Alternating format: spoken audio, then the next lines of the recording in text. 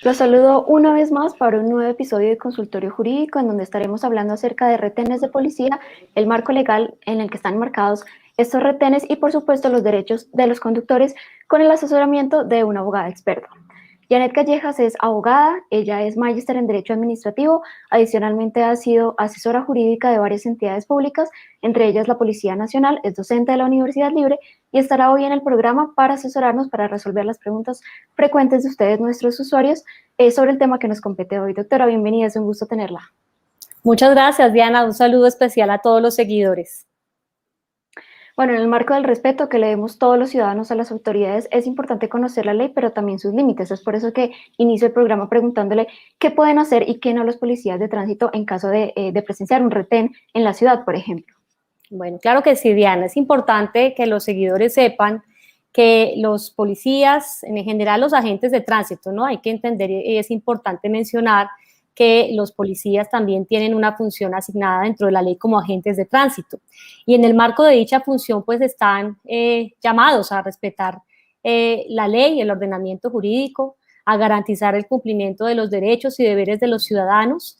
Esto implica que en ese escenario los agentes de tránsito, agentes de policía, deben ejercer unas facultades tanto preventivas como correctivas. ¿Qué está, Diana, enmarcado en el escenario preventivo? ¿Qué podría ser un agente de tránsito o un policía de tránsito? Puede, por ejemplo, pedir la documentación a un ciudadano. Puede, por ejemplo, hacer registro a personas, lo que conocemos comúnmente como la requisa. Claro que hacer la claridad, Diana, esta facultad estaría asignada solamente a los policías que tengan funciones de agente de tránsito, porque hay que mencionar que en entidades territoriales esta función no está asignada, no en todas está asignada a los policías. Hay también personal civil y funcionarios que ejercen esa función de tránsito. Los policías pueden hacer registro a vehículos para corroborar información del vehículo, mirar los sistemas de identificación. Estas son facultades que están enmarcadas en un escenario preventivo. ¿Qué podría hacer el policía en un escenario correctivo? Cuando ya hablamos de corrección, estamos en presencia de una infracción de tránsito. Y en una eventual infracción de tránsito, pues el policía tiene, o el agente de tránsito tiene la potestad de imponer una orden de comparendo e incluso de adoptar medidas como esta de inmovilización del vehículo. Eso, digamos, enmarca de manera muy general lo que puede hacer el agente de tránsito o el agente de policía que cumple funciones de tránsito. Para el segundo caso de las medidas correctivas. ¿Qué no debería hacer, Diana? ¿Qué no pueden hacer los policías? Todo lo que salga o transgreda el marco legal, lo que implique una incurrencia en una situación disciplinaria, una violación a los deberes legales, un abuso de autoridad o, por ejemplo, una extralimitación a los deberes. Para ponerles un ejemplo a nuestros seguidores, un policía que, por ejemplo, omite o retarda el ejercicio de su función a cambio de una dádiva, de una promesa de dinero o del recibo de dinero, pues está cometiendo un delito. Entonces, evidentemente, eso es lo que está enmarcado dentro de lo que no puede hacer la autoridad de policía que cumple función de tránsito. ¿Qué deben hacer, por ejemplo, los usuarios que son víctimas de abuso de autoridad por parte de un policía de tránsito? Bueno, Diana, varias cosas. En principio, informarle a nuestros seguidores y al ciudadano en general que para eso, digamos, esta función que desarrollan estos agentes de tránsito y policías de tránsito corresponde a procedimientos que son públicos, que pueden ser grabados. Si eventualmente hay un abuso de autoridad o una extralimitación de las funciones, el ciudadano también tiene a la disposición los medios para registrar ese abuso de autoridad, porque es un procedimiento público y así lo establece la ley 1801, que es el Código de Policía, que habla que todos los procedimientos policiales, y allí también están los procedimientos del policía de tránsito, pueden ser grabados. Eventualmente, la grabación puede servir como un medio de prueba para que el ciudadano se pueda armar y poner una queja ante las autoridades, puede ser directamente ante la Policía Nacional, que también recibe situaciones de tipo disciplinario de sus servidores públicos, si es un agente de tránsito que no tiene la calidad de policía ante la administración municipal, o de manera muy general puede radicar esta queja ante la Procuraduría General de la Nación para poner en conocimiento que el servidor público está incurriendo en un abuso de autoridad y está transgrediendo las normas disciplinarias o incluso eventualmente penales si está cometiendo un delito, la Fiscalía recibirá también la denuncia. ¿Dónde y cuándo puede un policía parar a un ciudadano o a un conductor? ¿Cuál es la legislación que existe actualmente al respecto? Bueno, si me preguntas, Diana, un policía, desde el policía hay que hacer la diferenciación de si es un policía que cumple funciones de vigilancia y si es un policía de tránsito. Los dos, tanto el policía de tránsito como el policía de vigilancia, pueden en cualquier momento y en cualquier lugar público abordar a un ciudadano, ¿sí? ¿Por qué lo pueden hacer? Porque lo pueden desarrollar en el marco de una facultad preventiva que ellos tienen. La Policía Nacional puede cumplir funciones preventivas para garantizar que se cumplan las situaciones de seguridad y convivencia en la ciudad. Si estamos hablando de un policía de tránsito, puede hacer también lo mismo, preventivamente puede abordar al ciudadano. Esto implicaría que puede, por ejemplo, pedir la identificación del ciudadano, exigirle una documentación, eso es completamente válido, lo puede hacer el policía de vigilancia como el de tránsito. Puede adelantar, como acabamos de mencionar, facultades preventivas. Dentro de lo que la ley entendemos como facultad preventiva puede ser registro a personas, lo que decíamos, requisas, registro a vehículos, es completamente posible, válido en cualquier momento. Aquí es importante aclararte, Diana, y aclararle a todos que no estamos ante una situación de sospecha, que no es por sospecha que un policía puede abordar y parar a cualquier ciudadano, no. Esto lo puede hacer y desarrollar en el marco de una actividad preventiva con cualquier ciudadano, es posible hacerlo. Pero también es posible, Diana, abordar a un ciudadano cuando esté incurriendo en una infracción. En este caso, nos responde al tema que es objeto de este en vivo, es cuando esté incurriendo en una infracción de tránsito.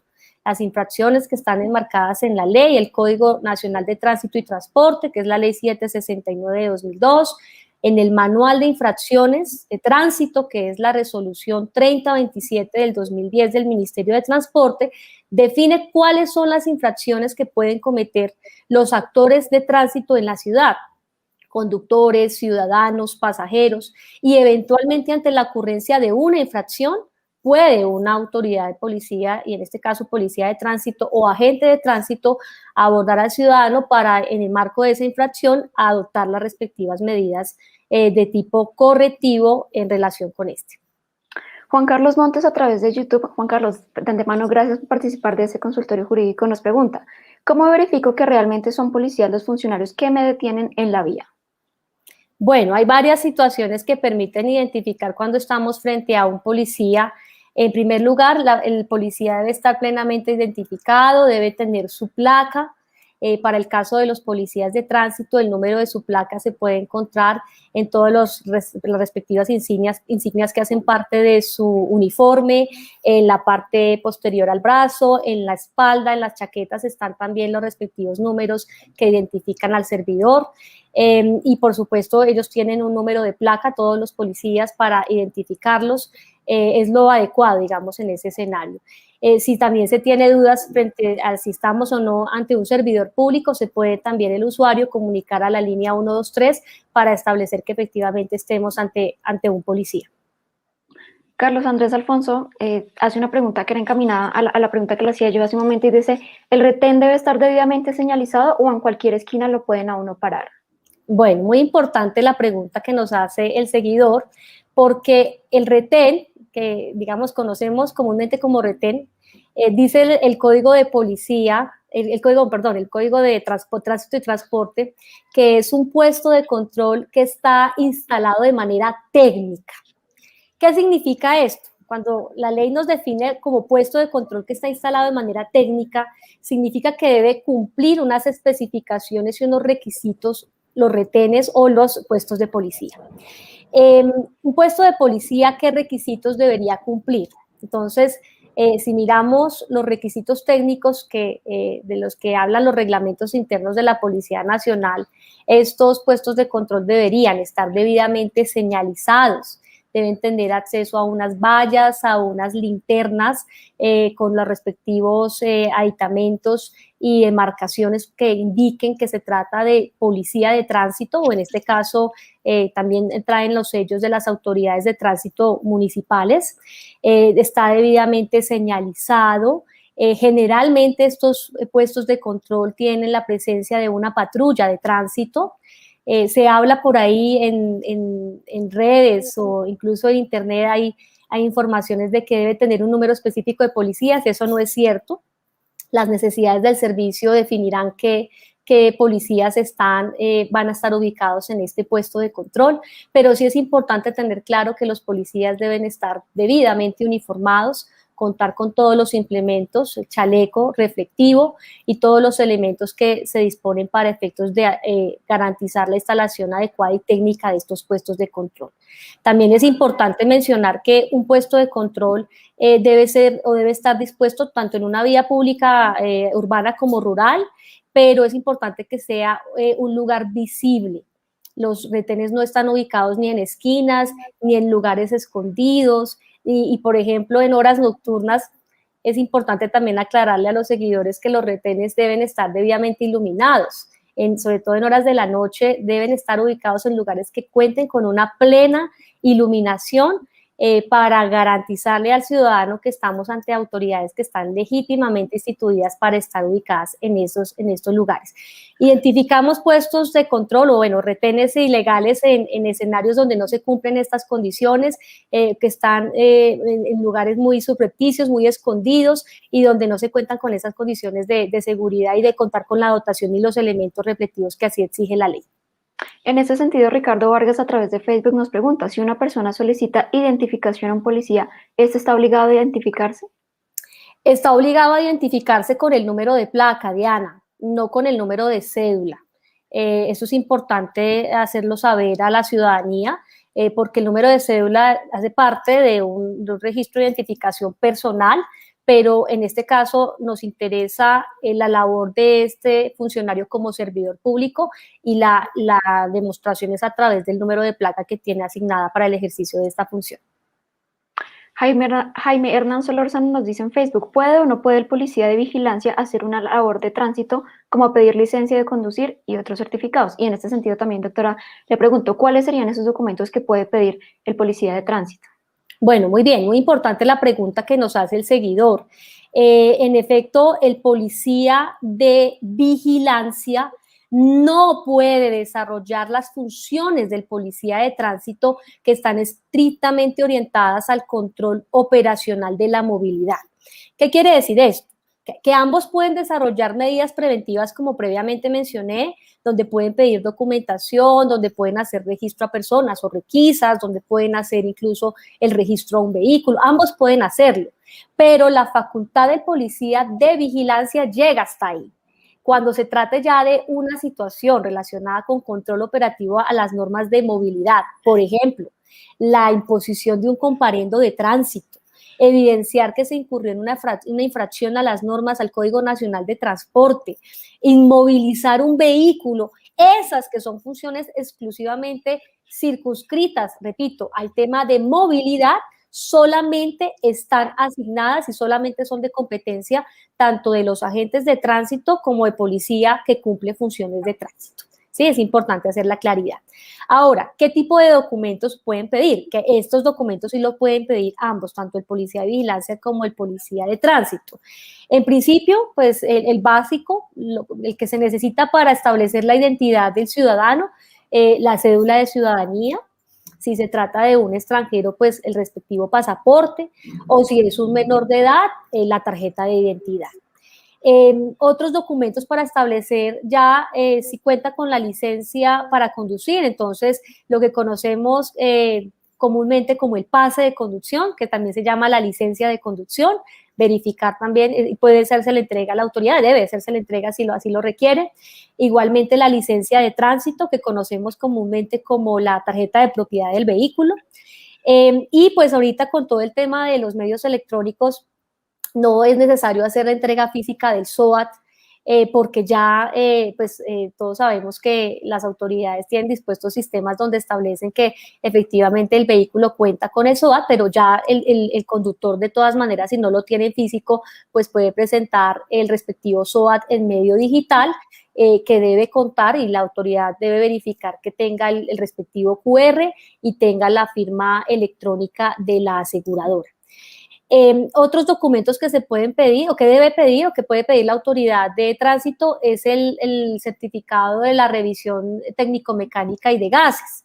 Y es importante hacerle saber a la ciudadanía que este no es un requisito que todos los vehículos deban aportar, porque la ley define que para los vehículos nuevos este documento solamente se puede exigir a partir del 6º año, que se contará desde el registro de la matrícula del vehículo. Entonces, desde el 6º año se puede pedir esa revisión técnico-mecánica, y a partir del 6º año, cada año, pues debe aportarse el respectivo certificado que acredite la revisión y la aprobación de todas las situaciones de revisión del vehículo.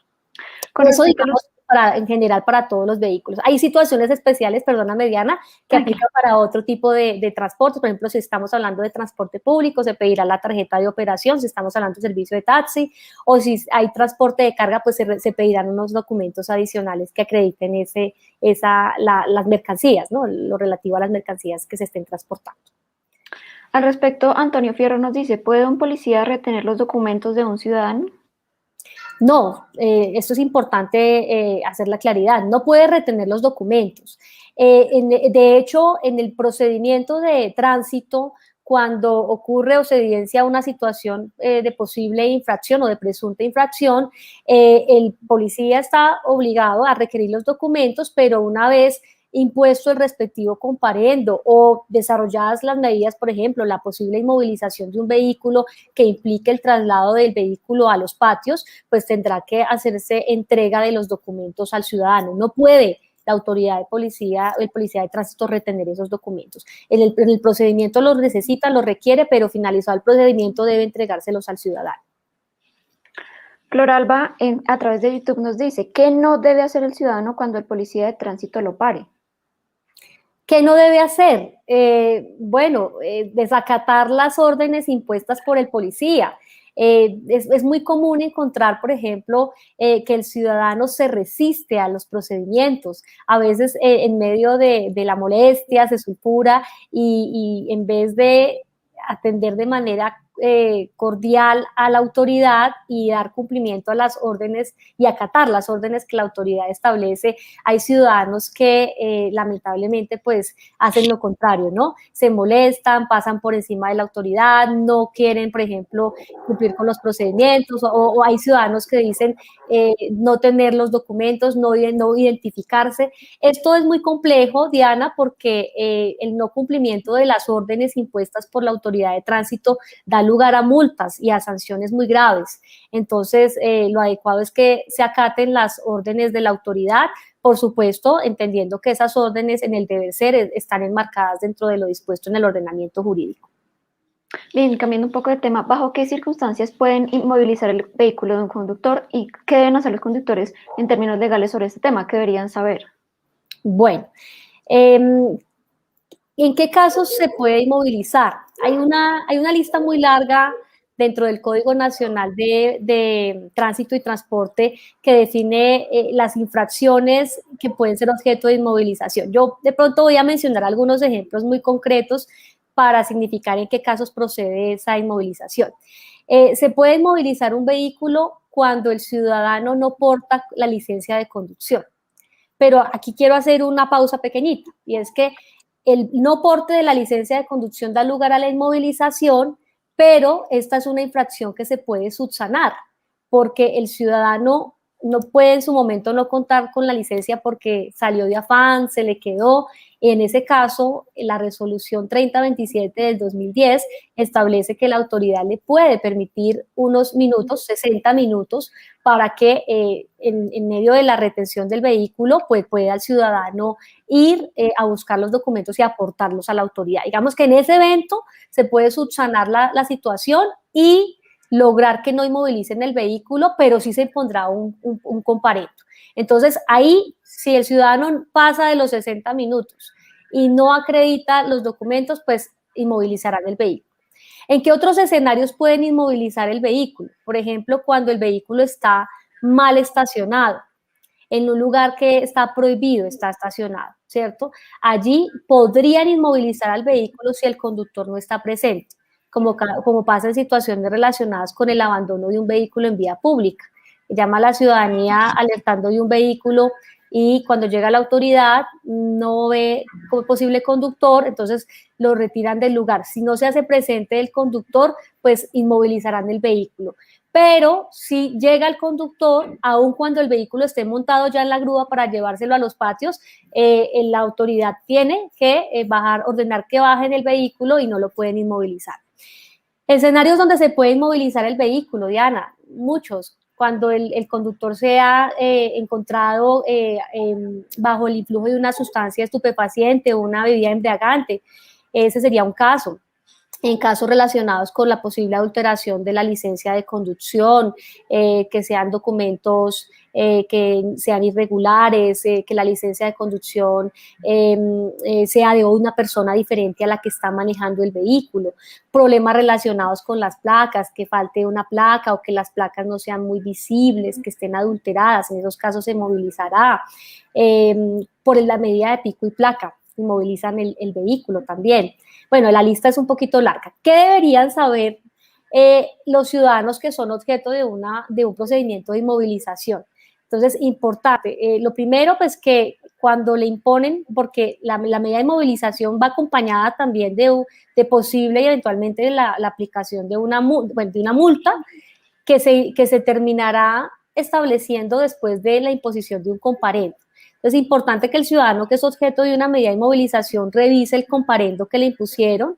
En una casilla que es el numeral 15, se define quién, a qué patio es llevado o fue trasladado el vehículo, el número del patio, el nombre del patio, la dirección del patio, el parqueadero donde fue trasladado ese vehículo, los datos de la grúa, la placa de la grúa, porque con esa información el ciudadano pues tiene claridad de que se llevaron el vehículo a un sitio, ¿cierto?, que él puede ubicar y que pues posiblemente esté, y como es lo esperado, dentro de los lugares, parqueaderos o patios que son legítimamente autorizados para el traslado de esos vehículos que son objeto de inmovilización.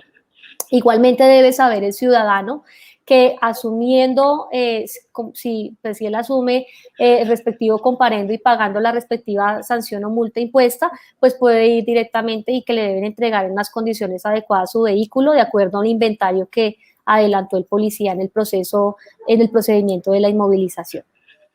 Bien, hay una creencia popular y es que vamos a desmentirla, vamos a ver si la doctora nos dice si es mito o realidad, por ejemplo, que si una persona está en un vehículo no pueden inmovilizarse, es decir, si el conductor está adentro del vehículo en ese momento, si tiene alguna infracción o pasa alguna eventualidad, no se lo pueden inmovilizar. ¿Es mito o es realidad? Bueno, es mito, Diana. Es mito porque esto implica la obstrucción a un procedimiento de policía, y en este caso de policía de tránsito o del agente de tránsito. Entonces, es importante señalar que en este evento particular, si la persona se opone al procedimiento introduciéndose en un vehículo para impedir el desarrollo de la inmovilización, está incurriendo en una infracción a las normas de tránsito que puede darle lugar a la imposición de una multa de 15 salarios mínimos legales diarios vigentes. Pero no solo eso, Diana. Aparte de que está incurriendo en una infracción a las normas de tránsito, posiblemente este ciudadano esté incurriendo en un hecho punible, porque al impedir o obstaculizar un procedimiento, y en este caso una orden de autoridad de policía, que es una policía como autoridad administrativa también expide órdenes, podría estarse configurando un delito de fraude a resolución administrativa de policía que puede dar lugar a una pena de prisión de entre 1 y 4 años. Entonces, es un asunto complejo y delicado que no puede el ciudadano, a menos de que, repito, o sea, esté sujeto a las consecuencias que ello implica, adoptar en esta situación.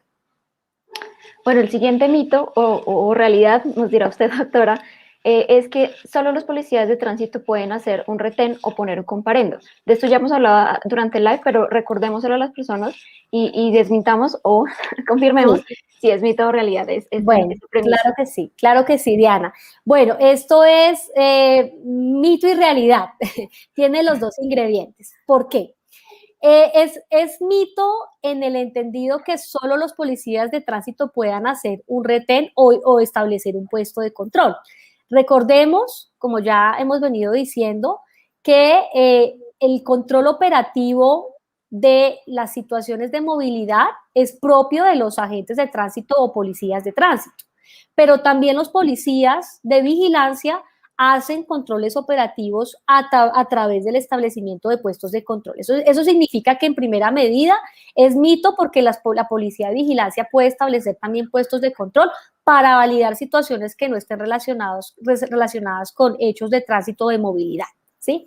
Pero es una realidad tratándose de los comparendos, porque el comparendo o la orden de comparendo, en este caso por la infracción a una norma de tránsito, solo puede ser impuesta por una autoridad de tránsito o un policía de tránsito. Eso sí es completamente real. Bueno, ahora hablemos de las pruebas de alcoholemia. Es decir, ¿un conductor puede negarse a que le practiquen esta prueba o no puede negarse? Bueno, Diana, ¿se puede negar? No, mito, no es cierto. Hay una ley que es la ley 1548 del año 2012 que establece en qué condiciones, bajo qué circunstancias se realizan estas pruebas. La prueba de alcoholemia es una prueba obligatoria. La autoridad de tránsito, cuando la requiere y cuando le ordena al ciudadano someterse a ella, el ciudadano está obligado a su acatamiento. ¿So pena de qué? De que no acatando, repito, esta situación pueda ser objeto de multas. Y lo más grave, Diana, que si yo no me someto a la prueba de alcoholemia, puedo ser objeto de la suspensión de mi licencia de conducción por un término que va de 5 a 10 años, lo cual pues mira la consecuencia tan grave de no acatar esta situación. ¿De qué dependerá? Porque si te das cuenta es un tope de 5 a 10 años. Depende de muchas situaciones, por ejemplo, establecer el grado de alcohol que tenga la persona, bueno, pues en este caso cuando se logre acreditar y se realice la prueba, de si es reincidente la persona, si ha tenido en el pasado otras infracciones de tránsito. Entonces, de acuerdo a todas esas situaciones que se valorarán en un proceso administrativo, se determina cuál es la sanción a imponer, pero la sanción va en ese grado, de 5 a 10 años la suspensión de la licencia de conducción. Bueno, vamos a resolver algunas de las preguntas del público. Andrés Santiago nos dice, ¿qué pueden o no hacer los policías cuando están trabajando en plataformas de movilidad? ¿Qué pueden hacer o no los policías? ¿Te refieres o se refiere de pronto a plataformas de movilidad? No sé si se refiere el seguidor a el tema de la información registrada por la imposición de multas, o se refiere de pronto a los sistemas automáticos y semiautomáticos para el tema de los comparendos. No es clara la pregunta. Bueno, pero aclaremos los dos contextos. A ver, la información que se registra a través de plataformas es la información que es reportada por la oficina de tránsito. El sistema de movilidad que tienen las entidades territoriales a través de sus oficinas de tránsito, pues registra la información que es alimentada por el agente de tránsito o el policía de tránsito. Cuando el policía de tránsito detecta la infracción, lo que hace es imponer una orden de comparendo y esa información es subida a una plataforma, pero la administración de esa plataforma no la tienen los agentes de tránsito ni policía de tránsito. La administración de esa información ya reposa en cabeza de las oficinas de tránsito o los inspectores de tránsito, que para algunos municipios se da que no tienen oficina. Esa sería una situación de pronto para clarificar. El seguidor, qué pena le interrumpo, el seguidor más adelante nos escribe acerca de plataformas como Uber, Didi. Perfecto. Bueno, no había entendido la pregunta. Y la pregunta era, ¿qué debe hacer el policía en ¿qué esos pueden casos? hacer o no los policías cuando alguien está trabajando en plataformas de movilidad como Uber, Didi y demás? Bueno, muchas gracias por la claridad en la pregunta. Al seguidor. Evidentemente en este momento tenemos una indeterminación jurídica en ese tema que ha venido siendo objeto de cuestionamiento por parte de la Superintendencia de Transporte y que ha sido también objeto de análisis por parte incluso de la Superintendencia de Industria y Comercio, que ha venido a regular el manejo de estas plataformas tecnológicas y que frente a lo cual todavía existen muchos vacíos. Pero en este momento el actuar de la policía frente a ese tipo o estas situaciones de transporte que se ha desarrollado a través de esas aplicaciones y plataformas de movilidad es que en este momento está una situación de ilegalidad, que el gobierno no ha legalizado ni ha permitido la legalización de esas plataformas porque sabemos que está ante una situación de absoluta desigualdad frente a otros operadores de servicio público que vienen cubriendo unas obligaciones que para estas plataformas no ha sido exigible. Entonces, en esos casos, la autoridad de tránsito sí ha venido impuesto las respectivas órdenes de comparendo y la autoridad de tránsito las respectivas sanciones porque estamos ante transporte que todavía no tiene una condición de legalidad en este país todavía. Falta por regularse. Bien, doctora, ya se nos agotó el tiempo. Muchísimas gracias por su asesoría. Bueno, a ustedes muchas gracias por la invitación, Diana, un placer y un saludo para todos los seguidores de City TV y eltiempo.com. Ustedes recuerden que pueden consultar este y otros temas de interés ingresando a eltiempo.com en la sección Justicia Servicios. Allí encontrarán el formato consultorio jurídico donde semana a semana tratamos un tema legal de su interés. Que tengan una feliz tarde. Muchas gracias. En la era de las noticias falsas, infórmate con una fuente veraz. Con solo suscribirte a nuestro canal en YouTube, recibirás actualización de nuevas noticias, cubrimientos en vivo y mucho más contenido. Somos El Tiempo en YouTube. Suscríbete ahora.